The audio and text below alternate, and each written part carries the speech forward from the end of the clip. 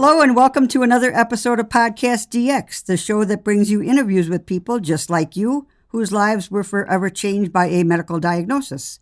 I'm Lita. Jean Marie is not with us today. And I am Ron. And collectively, we're the hosts of PodcastDX. Our guest today is Marci Bene. Is that correct, I hope? That's perfect. All right. He's a health coach from Hungary with a focus on the human nervous system, which interests me very much. He suffered through COVID a couple of months back and created a protocol to bounce back from the after effects of the virus. Thanks to it, he recovered quickly and is trying to reach out to as many people as possible to educate them on the functions and workings of the nervous system. Also, the protocol was designed so that anyone can do it beside or instead of the medications, and the results can be measured in days and not months. It sounds exciting. Yeah, it does. I could hardly wait to get you on the show. Hi, guys. Thank you for having me on. Thank you. No, it's a pleasure. Pleasure's all mine. Well, I want to jump right into it. We said that you're a health coach. Can you tell us more about what you do as a health coach? Yeah, so I picked up my my knowledge throughout the years, and from different variety of fields. I started out as a professional athlete myself, and started working out people and working mainly on the physical side of people. And then eventually, I stumbled into a pretty interesting dude called Julien Pineau, and he is his crew, his tribe, his baby called StrongFit, which showed me ways to approach the body in a more effective way and more evolutionary based way. And with their help, I started researching the human nervous system and what effects that had on different type of workout regimes.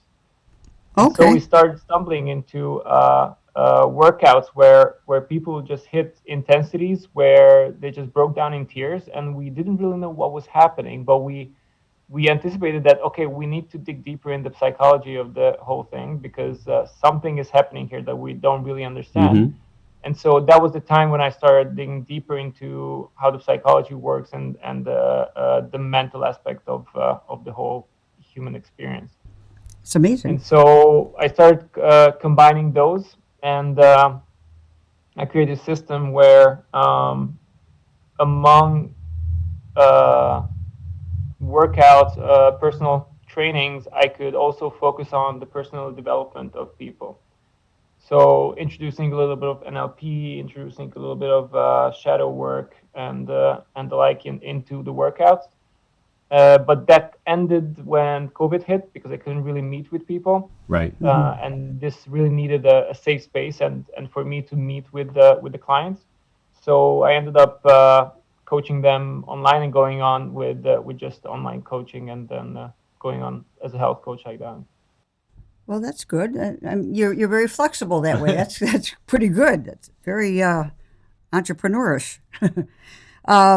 Marci, your website discusses recalibrating your breathing. If we can just focus on that to start, you mentioned that elevated CO2 levels during infection. Here in the U.S., the National Institute of Health published an interesting study on May 18th of last year. They said that a significant factor to the morbidity and mortality of COVID-19 is from the abnormal number of carbon dioxide in the levels of the patients. So metabolic studies alone on some of these patients have shown abnormally high metabolic rates. And with high metabolic rates, a body ends up with increased carbon dioxide production and increased oxygen usage, both of which can result in high CO2 levels and low O2 levels. They hypothesize that decreasing the metabolic rate in these patients will help the O2 and CO2 levels balance. Their idea is to use hypothermia to reduce metabolic demand. They say that the aim is to apply mild hypothermia to COVID patients in order to improve their gas levels. I have a feeling that this is a good segue into introducing your protocol. Can you please tell us what you've discovered on this balance of CO2 and O2? Yeah. So it's a really good segue to go deeper into that. And the first thing I always explain to people is to understand that there are basically two circles of picking up O2 into the body. And the first one is when we breathe in and through our lungs and our ioli, we send the O2 into our bloodstream. That's the first thing. And because COVID infected a lot of people through their lungs, and because they couldn't pick up so much oxygen through their lungs, the excess oxygen through with the masks or respiratory machines was a really good idea to send more air towards the bloodstream because the capacity of their lungs was just impaired. But it's important to know that there's a second circle which acts on CO2, and that the body needs a sufficient level of CO2 to switch the pH levels to go towards a more acidic state. That then this like it picks out the O2 from the hemoglobin in the bloodstream, and so the O2 can end up in the cells and the muscles. So both high O2 levels and high CO2 levels are important as well. It's not only that we send a lot of O2 towards a person and then they can breathe fine and that O2 ends up in their bodies, but it's important to get that balance between O2 and CO2 as well. It's the same way as a person with a panic attack would hyperventilate, and so they would give them a paper bag to breathe into that. So the important part in there is that they don't suffocate basically on O2, but they can calm down because they're just rebreathing the air that they breathe out, so their CO2 levels actually rise.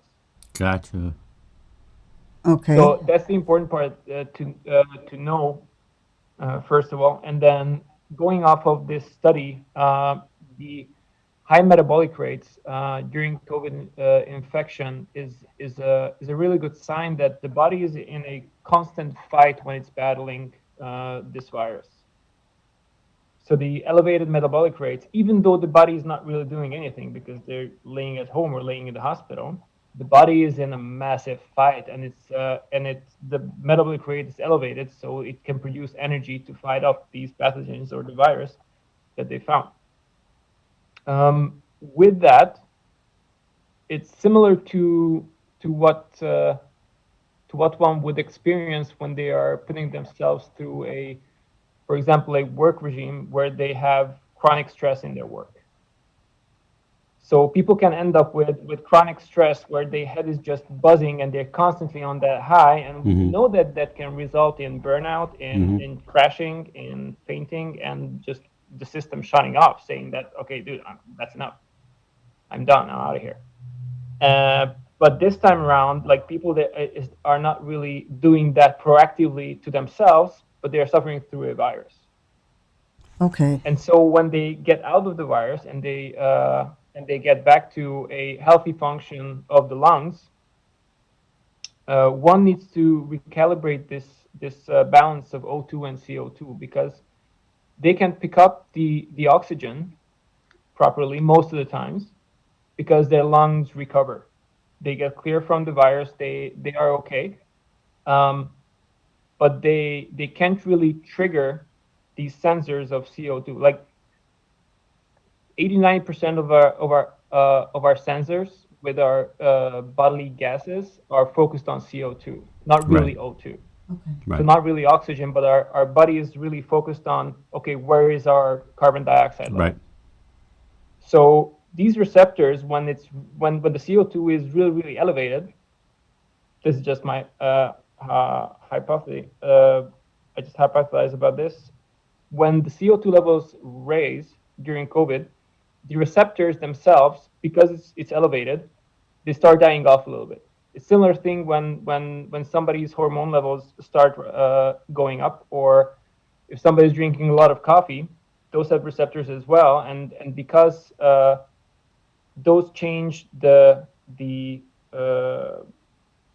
state of the body and the internal environment, the body is starting to adapt to that state as well. Okay. So if the body's receptors for CO2 are starting to die off, then afterwards we can pick up the oxygens, but but we can't really utilize it. So that's why people are still experiencing shortness of breath, can't really go there to to breathe, and then they mostly start giving themselves excess oxygen just to get some of that into the body. So they're actually forcing it through, but they can never get back to that homeostasis of, okay, I can experience the CO2 level as well. I can go acidic. I can pick out the oxygen from my bloodstream, and I can also pick up the oxygen from the outside world, from the air, as it's supposed to be. So with the first step of the protocol that I'm doing, it's basically targeting this. So in order to trigger these receptors that are detecting CO2, one needs to actually go higher on the CO2, not for all time being, but just momentarily. Really push the CO2 going high, so these receptors switch on, and so I can pick out more oxygen from the bloodstream, and then my body can go back and be more Like Balanced. homeostasis? Right. Right word? not even that. The opposite from acidic was that? Oh, basic. Acid, base, and acid, base. I'm not a science guy. Okay, come on. Acid, base. Alkaline. Alkaline. Alkaline. Thank you. Yeah, that's it. So how's this? Yeah, so it can go acidic, and then it can switch over to be more alkaline. So it can pick up more oxygen, and then it can deliver it to my cells and to my muscles. Is that something that could be tested with the blood test to see if your blood is too alkaline or too acidic? Yes, but these are really very, very tiny changes, and one could test it, but this changes really from moment to moment. And also it's the same thing as with chronic stress, that people try, like at an end of a long day, if somebody has experienced that, you can try to meditate the continual buzzing away. As in the trial, they try to bring down the metabolic system with a cold shower, a cold bath, I think it was. Right. But the body is constantly fighting that. So it's trying to push the metabolic system up. You're trying to force it down, and it's not really going in the direction that the body would like to go. So pushing up the metabolic demand just momentarily, so the body can calm down afterwards. But it would actually, like, okay, force it down a little bit, but then eventually it would go back up. So in my opinion, also for chronic stress, they sometimes use just cold showers, just because momentarily it kicks you off. So it's not like cooling you down, but it's like elevating the metabolic system even more, so that the body can calm down. And with the gases, it's the same thing. I think if you can push the CO2 levels and you can hit those receptors, then you can start picking out oxygen from your bloodstream, and your body can recalibrate these gas levels and can be in homeostasis. Okay. So, Marci, how do you measure success with your program? You mentioned the oxygen level. Do you use O2 sensors, or how do you know? Yeah, the O2 sensors and the pulsometers are a good start. Okay. But they're a little bit unpredictable, just because those levels can change momentarily as well. And Hmm. I think we saw that with certain protocols that people had for COVID. For example, when they said that, okay, when your levels go below certain number, if you switch over to your laying on your stomach Yes. and you start forcefully breathing, then you can bring your O2 levels up. Okay. So are you in trouble there or not? That's the question. Because Okay.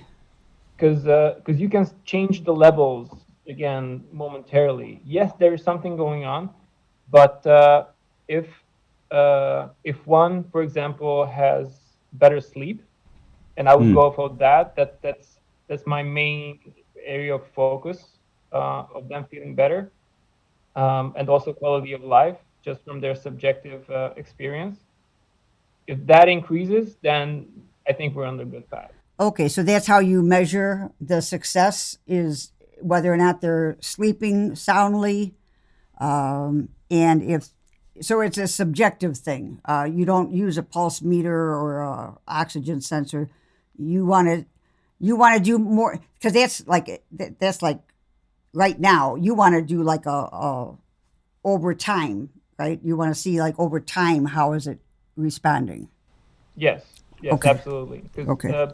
momentarily, we could put the pulsometer on a person, and it would depend if, okay, they had some metabolic demand put on them, or they just stood up or walked around or had a tough day, and that could switch around drastically. Okay. And they could think that, oh shit, I'm in trouble, and that would just put more stress on their nervous system, Right. which would again put them through more stress and couldn't sleep that well. They couldn't recover that well, and that could have drastic effects. But if they feel that, okay, I'm at the end of my day, I still feel okay, but I'm at the end of my energies, my capabilities. I need to lay down now. If they start off of that and they strengthen that personal responsibility, where they go off of their own experiences of themselves, their own emotions, their own signals of their bodies, that's the best way to go forward. Okay. All right. And how many people have you already worked with your protocol, and what are the results that you're seeing? I work with a couple people throughout, as in um, from start to where they already felt better and could sleep better and could go back to work to a certain percentage. Um, they had really good results. Like in the duration of a couple of weeks, they could already um, feel and do a lot more and feel a lot better. Hmm. And also, I'm trying to help a lot of people through. There's a Facebook group called Survival Core, and they pull together post-COVID patients, and they share ideas. They give support to each other, and it's a very good resource for people with post-COVID syndromes. And they talk about a lot of things. So it's not only medical, but also the support side, like how they can get benefits, how they should apply, what they can ask for from the employers and so on. So it's a real good resource for post-COVID people. Okay. Great. Thanks. Earlier, we mentioned that you had COVID, so you know firsthand. But can you tell our listeners, working with someone recovering from COVID, how overwhelming can that be? How does that make you feel as a person actually working with them? Do you get isolated at times, or you know, Overwhelmed. overwhelmed? That's Yeah. probably a better Yeah. word. Yeah. Um, COVID is an interesting phenomenon because, for example, on the anxiety side, very few people know that if one is living with elevated CO2 levels, the anxiety, the fear, and the panic attacks can come from these gas levels solely. So it's not only the mental side, the amygdala and the fear center that's sending out these signals and then can produce these states of fear and panic, but it's actually elevated CO2 levels can have the same results without the brain interfering whatsoever. So coming from this side and me having experienced this state, um, I at sometimes really feel for these people because they they mostly go through experiences that can really be changed only mentally, but should really be focused on this gas exchange side of their homeostasis. And if that's recalibrated, then they can get back to baseline, and then they can really focus on getting better. For Right. me personally, this all comes down to responsibility. Like, who is responsible for their emotions and their getting better? And I could say that I make them better, but that wouldn't be true.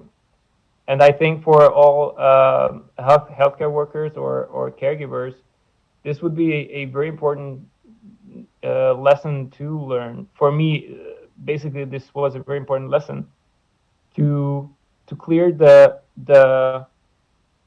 responsibilities that I'm having, and to have them have their responsibilities as well. Right. So you're putting the Because responsibility on the patient. exactly, Right. and that their feelings, their how they feel, how what they do for themselves, that matters. It's not me who I'm prescribing something to you and I expect you to be better. I can only do that, prescribe you something. I can make you do those things. Exactly. I can only, like, if you're having questions, I'm all about explaining stuff as much in detail as possible, so we understand stuff about your health and your body the best way that you can. And then you are having the responsibility to do for your health. And Okay.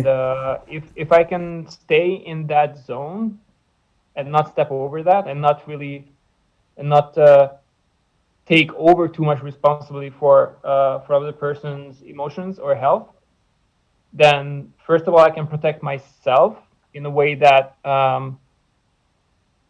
if some stuff doesn't work out as I planned, then I can say that, okay, it is their responsibility. Like, I can only go that far. Right. Right.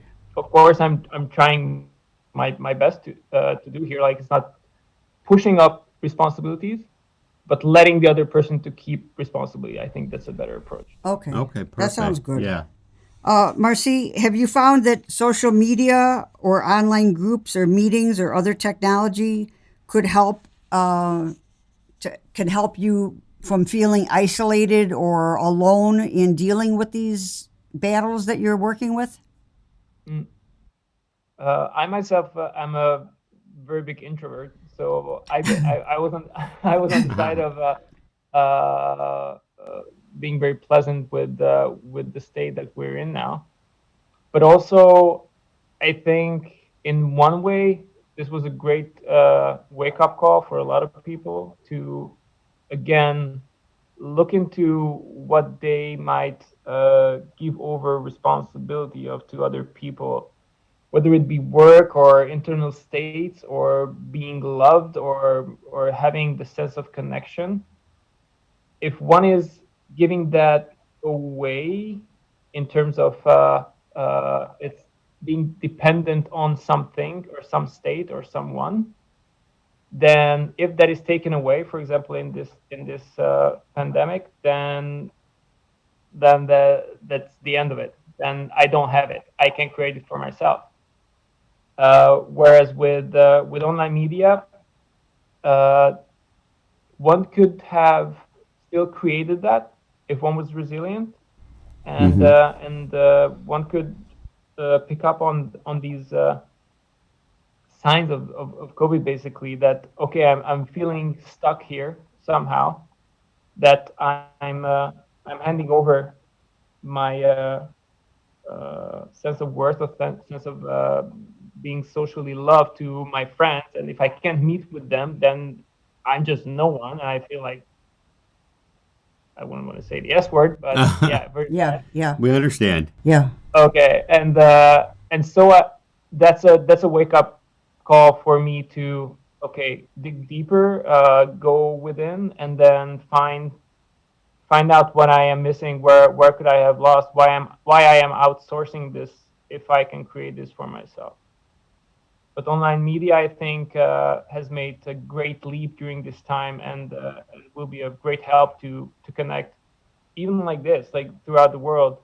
More and more programs were created, and it's like during war times, the People rise to the occasion. industry is just elevating during war times and stressful times. And I think with connecting through the online world, it really showed throughout these times as Right. well Yeah, as they progress. I think so. So, Marci, how has COVID affected your stress level and your overall mental health? Well, it's been a great challenge for me, I think, Mm-hmm. and a big test, basically. Um, First of all, getting COVID and then surviving it and then recovering from it. That was basically a big test to see if the stuff that I was doing before COVID, whether that was of any use or not. Mm-hmm. So having an approach of doing workout regimes, doing uh,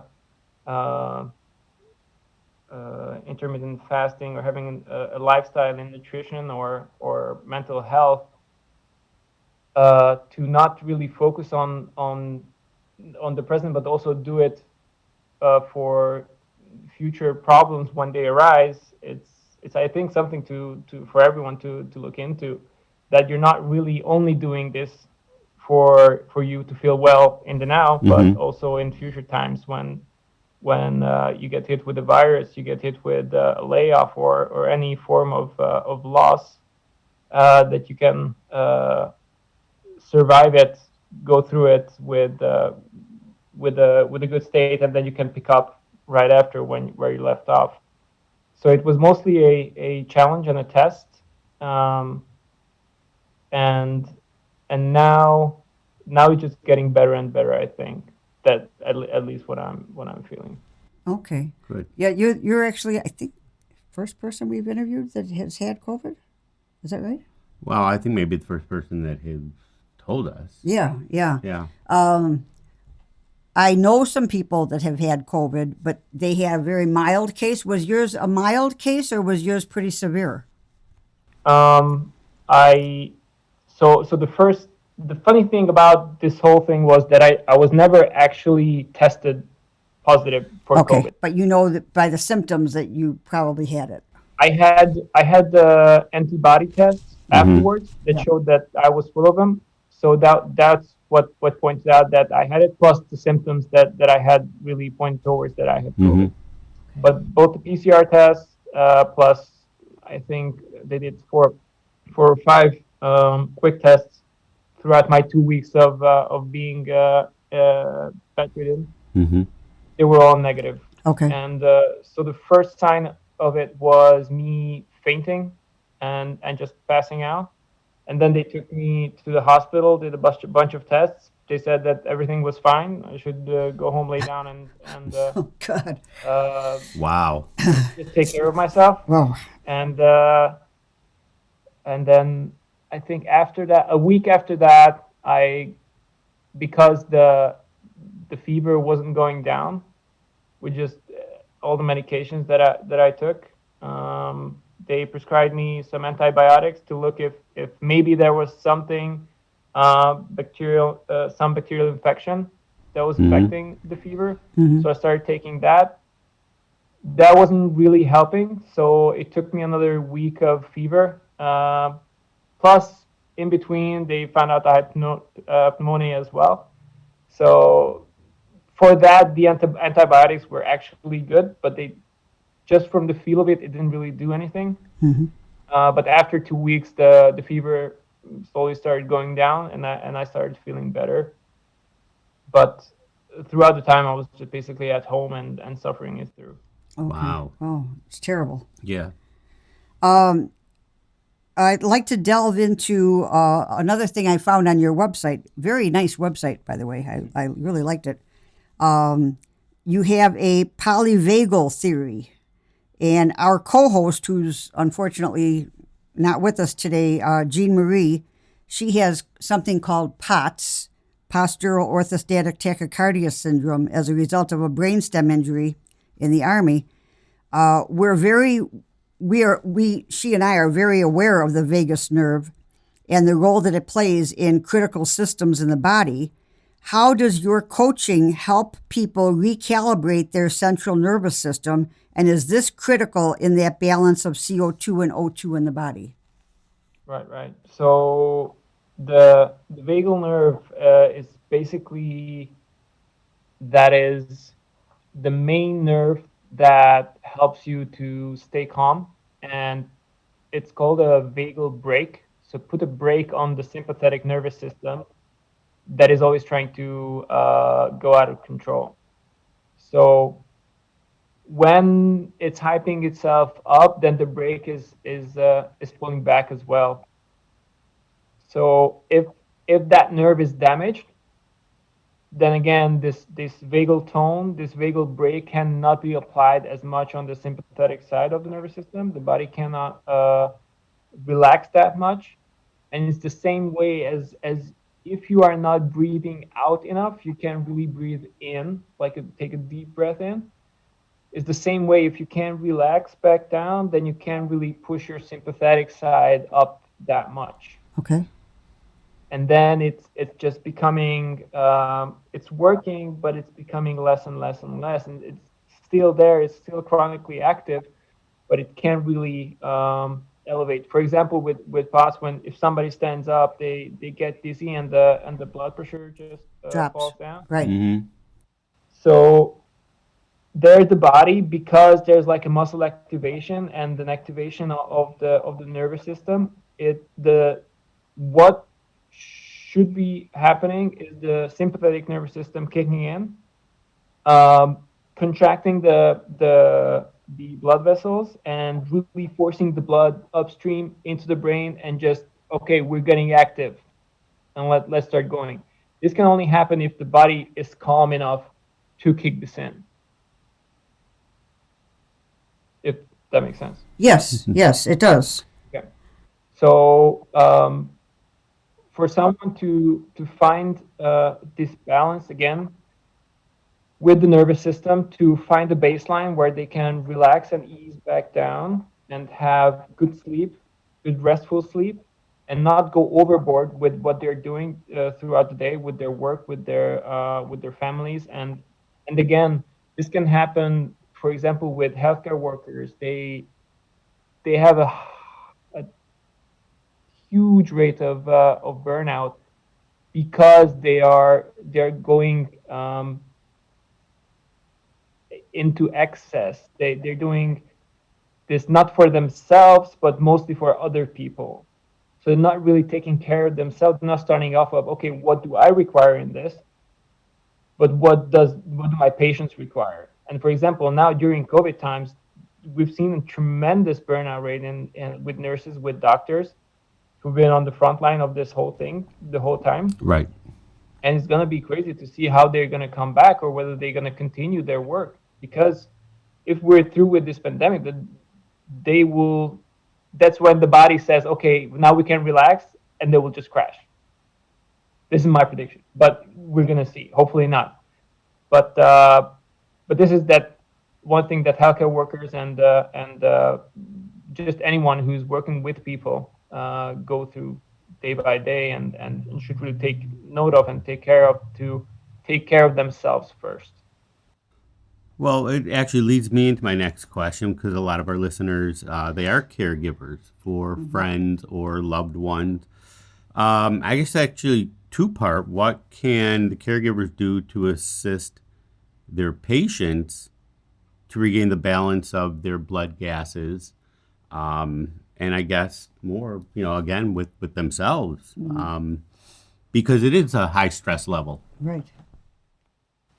Absolutely. And one thing that comes to mind would be what I just said, to really start off from taking care of themselves first. If they fall out of doing their jobs, then not only they suffer, but anyone that they could have worked with suffers with them as well. So, and not considering their families and love life and personal life here, but just the patient. So it's really important to take care of themselves, take care of their own personal needs, and then give off of as much as they can. And if they would like to give more, but they body, for example, because they came back from COVID, because we've seen a lot of nurses who came back from COVID and are just terrified because they can't do the work that they did before COVID. They need to train themselves up to that level again, so they can provide as much that they would like to.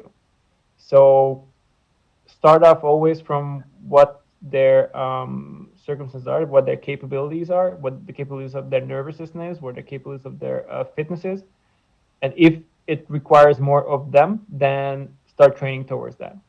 Okay. I remember we talked to a doctor last year, and she said that, doctor burnout, I guess we were talking about that. She said doctor burnout is a big problem. And what she does is every morning when she gets up, she takes, I don't know, was it 15 minutes or something? She takes, let's say 15 minutes of her morning as soon as she gets up, just for herself, and she'll meditate and she'll balance and she'll breathe and to start the day off right for her. Do you think that's a good recommendation? Huge. 15 minutes of just getting clear with, I'm important, my emotions are important, what I'm feeling is important, and that I start off with in any situation, I start off from what I am experiencing, what I'm feeling. Then I can be sure that at the end of the day, I'm not coming home as a wreck, Right. but that I'm actually feeling accomplished, and that I can look back on the day and be proud of myself. Right. And you would think that when you wake up, you get out of bed, you think, oh, I'm refreshed. But you need to kind of concentrate on yourself and say, and kind of take inventory of yourself and say, did I get a good night's sleep? Yeah. But take that time to really start the day fresh by doing a little meditation, doing a little, what is the breathing called? What's the breathing called when they meditate? And the deep breathing? Diaphragmatic breathing? Diaphragmatic breathing, right. Just to kind of give the day a good start. Absolutely. And whatever gets you in that state, I would say. Like if that's a cold shower, do a cold shower. If that's Wim Hof breathing, like some hyper ventilated breathing with some holdback, then that's another thing that you can do. If it's box breathing to get you really balanced in, that's another thing you can do. Switch nostril breathing. There's like plenty of things. Wow. Whatever rocks your boat, basically. That's the main thing. If you can stay in that balanced fight mindset on the sympathetic side, not really on the flight side. Like I would take those two apart. This is another misconception that a lot of people do and make, to take fight and flight together. That's the sympathetic nervous system side. That's all bad, and we should basically try to avoid that. The sympathetic nervous system side is very, very important for our survival and to accomplish tasks.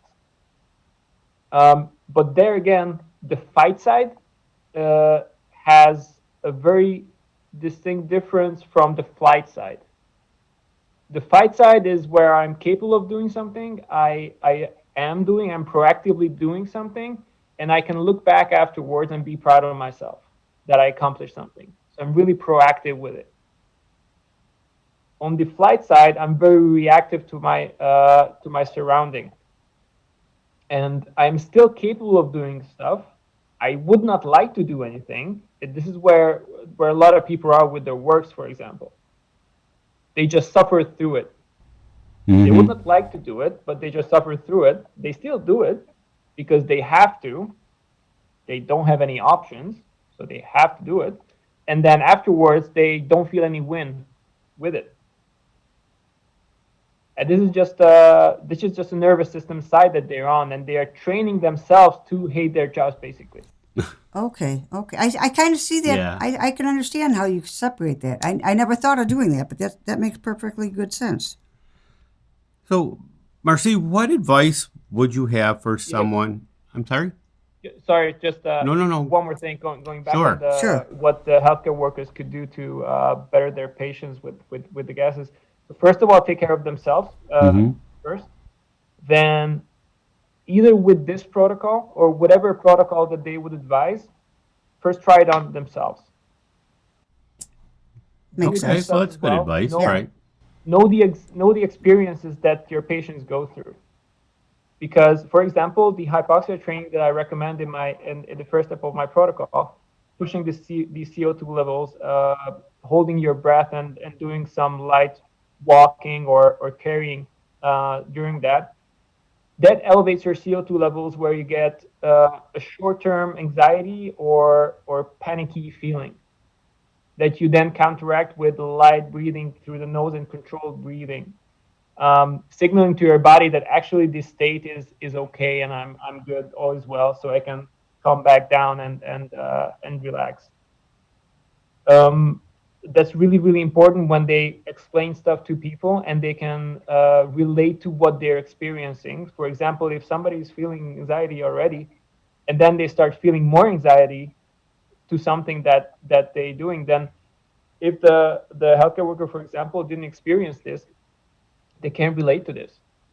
And they would only expect that, okay, this should work. Okay, this doesn't work. This just gives my patient more anxiety. Then it's clearly bad. Right. But yeah, at first it might feel like that, but with the breathing and the controlled breathing afterwards, you can actually signal your body that, okay, this is acceptable levels. Okay. So that's the whole crux of it. The fact that you're trying to train your body to realize that yes, this sudden need for, or the sudden rush of extra CO2 is not the end all. It's just a temporary problem, and we're gonna go one step further afterwards to get better. Right. Instead of being stuck and saying the extra CO2 is going to kill me, and just being I can't move anymore. Right. Exactly. Okay. And this is for the walking. This is for the controlled breathing. Okay. Exactly. All right. So I actually have two questions back to back. What advice would you have for someone recently diagnosed with COVID-19?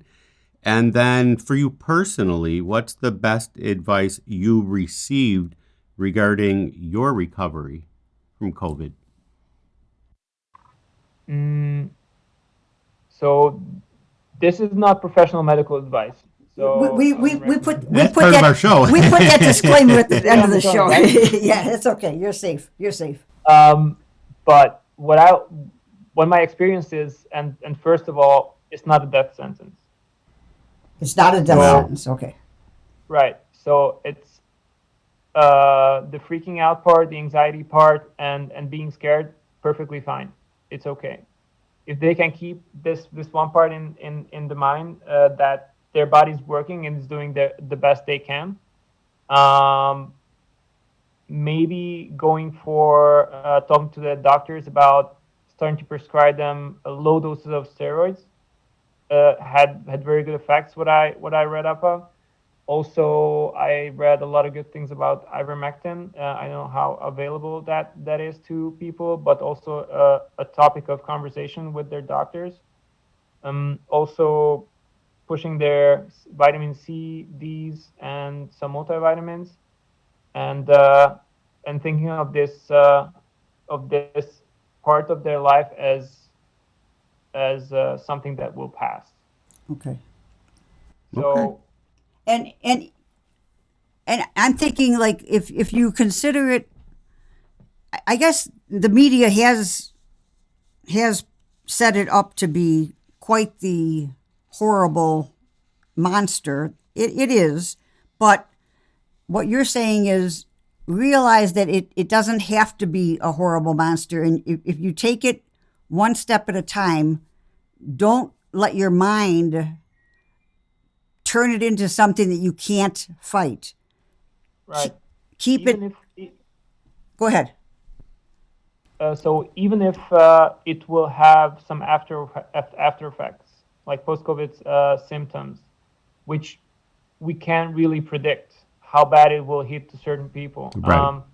It all depends on, okay, what state your nervous system was in before, which is not really possible to measure, and it's not really being measured at all. If you had a healthy your lifestyle, then you have a better chance of coming back faster. But if you had certain lifestyles, then it can happen that it will come out with dizziness, muscle fatigue, double-sidedness, hair loss, some liver function, kidney function loss. So how it will affect you is really up to the question of the future. But if you can keep this one thing within you and that this thing will pass, and when it will pass, then wherever you're at, you can start coming back from, and your body is a healing machine, and you always have the chance to get better. Then you can go through it. Absolutely. Okay. All right. And what advice had Ron also wanted to know, what advice did you get personally to help on your recovery? I didn't really get too much advice. One thing that I got was to take it easy, Yeah. but that's a broad thing Mm-hmm. to say. Okay, so what is easy, and okay, what is taking easy? Because for me, I was a professional athlete, so I thought of myself as somebody really fit. So when it hit me so bad, I don't know, a lot of people were hit way worse than I did. But a lot of people were surprised that, oh shit, for 2 weeks he was out, and we thought of him that, okay, a couple of days and he'll be back on his feet. But it didn't really happen that way. But to if somebody didn't do it before COVID, to really hone in on your signals and to take it as easy as you need it to be. Okay. All right. So, and this is the second step of the program, to teach your body and teach yourself how you can record those signals that are coming from your body, that is signaling you that, okay, you're going a bit overboard here. Mm-hmm. You need to dial it back a little bit. You can still keep going, but just go a bit slower. Right. Maybe not at the right. same level that you're used to. Right. Right. Right. But people can still accomplish a lot of things, but not go overboard with their capabilities and their Sure. nervous systems. Sure. Okay. Marci, what have been some of the misconceptions that you've encountered regarding your role as a health coach? But mostly it appears is that health coaches are mostly unacademic. Hmm. That we're most of the times we're not coming from a university background. That we studied this for years. We studied this for years in different areas, but we're more on the doing side, as in the reading side, Got it. and Got then it. gaining experience with people and looking for what works, what actually works. And like, this is something that is on the positive side, because we're maybe a bit open-minded towards certain protocols or regimes. Mm-hmm. Of it is that we're really open to new alternative ways to I like that tackle part. different areas, but also it a lot of times I see that it can be unstructured. Mm-hmm. And so if the different alternative styles, breathings, workouts, medication is not being brought together holistically, and to see the body and the mind just together as one whole, then it can be very fragmented, and one can be very pragmatic, I think the right word, Right. that okay, this works, and this is the only thing that can work. For example, just taking any diet and then putting the label that this is the best diet, and then everybody should do this, and not go off of just uh, basic rules and basic ideas that connect the big picture, basically. Okay, thank you. I think I like that. Okay, Marci, what can we do to help reduce the sense of isolation that our friends, family, and neighbors might be feeling during COVID? Call them every once in a while. That's easy enough. I think that's Call the me. easiest Yeah, thing. Yeah. reach And out. Right. be proactive about this. Don't wait around and expect for things to happen, because in our everyday lives, this was something that happened. That we went to work, we met people, we had some socialization, we were on the bus, we bumped into someone in the coffee shop or something.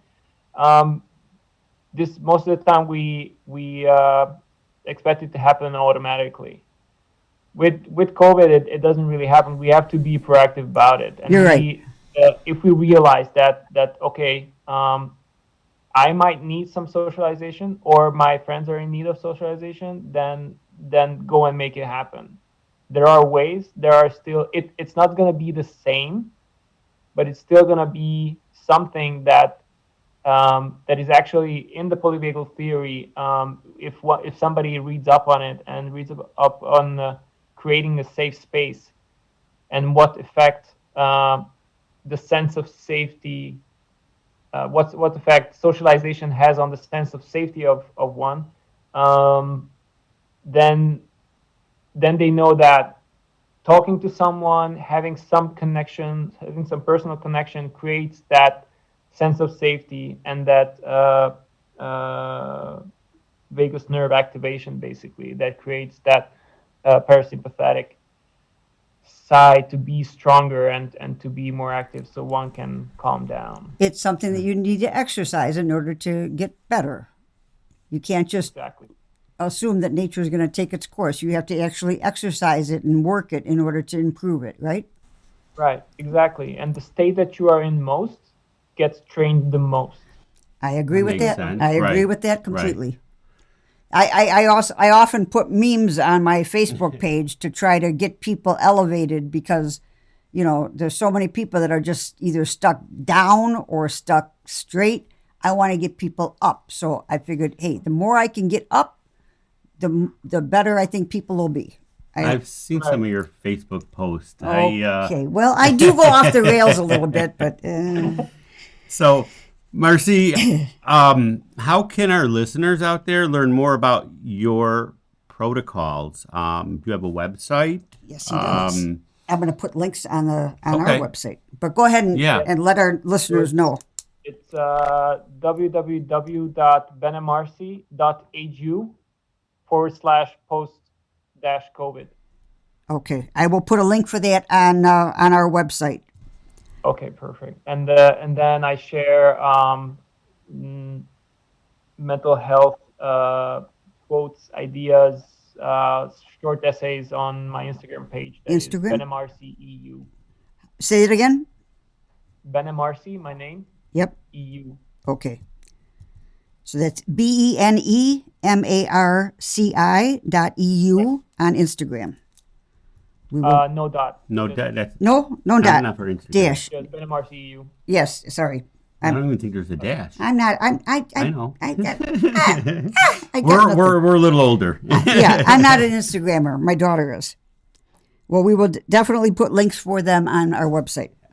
Well, Thank you. And if somebody would like to find out more about post-COVID and to have a bunch of people for support, Survival Core on Facebook is the way to go. okay. Yeah, I put that already. Thank you. Great. Thank you so much for coming on this morning and telling us your story. I'm sure a number of our listeners can relate to your situation. And hopefully through this episode, I hope they feel that they are stronger than they actually think. Right. They are. Thank you so much for having me on. And if only this idea gets through to people that they are the most capable people. And I listened to a couple of your podcasts, and most of the people who were on agreed with this, that people need to take more responsibility over their health, and Right. have the trust in themselves that whatever they're feeling, whatever they're thinking about their health matters just as much as the advice of doctors or healthcare professionals. That's right. Right. If our listeners have any questions or comments related to today's show, they can contact us at podcastdx@yahoo.com, through our website, podcastdx.com, on Facebook, Twitter, Pinterest, or Instagram. And if you have a moment to spare, please give us a 5-star review wherever you get your podcast. As always, please keep in mind that this podcast is not intended to be a substitute for professional medical advice, diagnosis, or treatment. Always seek the advice of your physician or other qualified healthcare provider with any questions you may have regarding a medical condition or treatment and before undertaking a new healthcare regime. And never disregard professional medical advice or delay in seeking it because of something you've heard on this podcast.